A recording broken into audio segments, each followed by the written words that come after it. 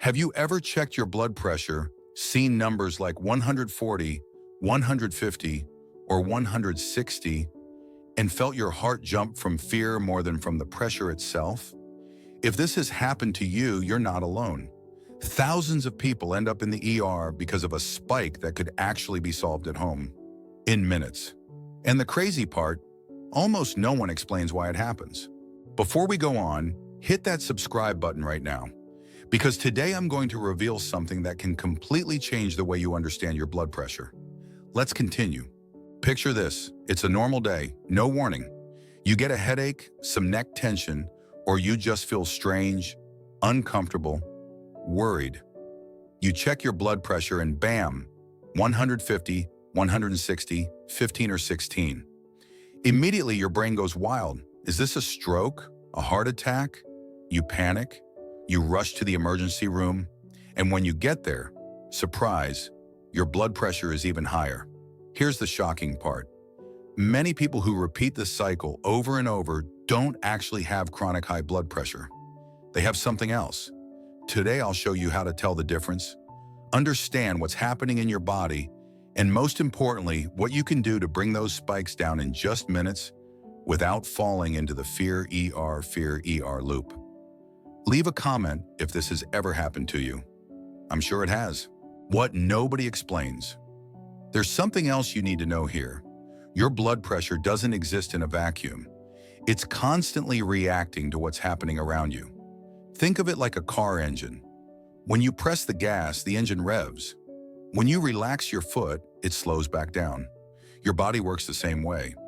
When you're stressed, scared, in pain, or simply overwhelmed, your brain activates a built-in survival response. Hormones like adrenaline and cortisol tell your heart to pump faster and harder. Your blood vessels tighten a little. Your body prepares for action mode, even if the danger is just a bad day or an argument at home. This is why a person who just climbed stairs might show 150, and then 30 minutes later, sitting comfortably, show 125. Nothing broke, nothing failed. The body simply adapted. But because we associate high numbers with danger, many people misinterpret these temporary spikes as a sign of disease, when in reality, it's your body doing exactly what it's designed to do. When it's not a real problem, your blood pressure goes up and down throughout the day. That's normal. That's exactly how the body works. We're not robots. We're human beings. If you were arguing, exercising, stressed, or even at a funeral where emotions are intense, your pressure can spike for a moment. That does not mean you have hypertension. Here's the game-changing idea. A single isolated spike will not kill you. Chronically high blood pressure over months or years can. This is what almost no one explains, and it's why so many people panic unnecessarily. If this is helping you understand something nobody explains, hit subscribe. What comes next is the most important part. When you should worry. Another important detail, true hypertension doesn't depend on what you're doing. You can be resting, scrolling on your phone, or waking up in the morning, and your numbers are still high. That's why doctors rely on patterns, not isolated readings. Hypertension slowly damages the body without causing symptoms at first. That's what makes it so dangerous. You might feel perfectly fine for years, while inside your arteries are getting stiffer, the heart is working harder than it should, and tiny blood vessels, especially in the kidneys, eyes, and brain, are under constant strain. But again, this only happens when the pressure stays elevated consistently. A spike because your dog scared you? Not the same thing. The trick to lower your pressure in minutes. Let me add something crucial here. When you panic after seeing a high number, your body perceives the fear as a threat. Your breathing becomes shallower, your muscles tense up, and your heart rate jumps. In other words, you accidentally make the number worse. This is why staying calm isn't optional. It's part of the treatment. Another helpful trick is slow breathing. Inhale for 4 seconds, exhale for 6.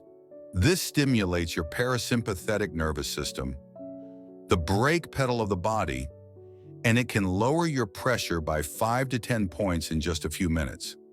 So remember, the number you see the first time is often unreliable. What really matters is what happens after you calm down and repeat the measurement. How to measure your pressure correctly. This part is crucial. Many people think they have hypertension simply because they measure incorrectly. Here's how to do it. 1. Sit straight with your back supported. 2. Don't cross your legs. 3. Rest your arm on a table at heart level. 4. Place the cuff 2 or 3 fingers above your elbow crease. 5. Wait 3 to 5 minutes without talking. 6. Measure and write down systolic and diastolic. Very important. Don't use wrist devices. Don't measure during emotional distress. Don't measure right after walking or arguing. Accuracy changes a lot. What to do if you have a one-time spike? If you get a headache and the number is high, don't jump to conclusions. Do this. Check your pressure morning and night for 5 to 7 days. Write everything down, then show the results to your doctor. This tells you whether it was a simple spike or true hypertension. When you should go to the emergency. Not everything is just relax. There are warning signs that require immediate emergency care. High blood pressure plus any of these.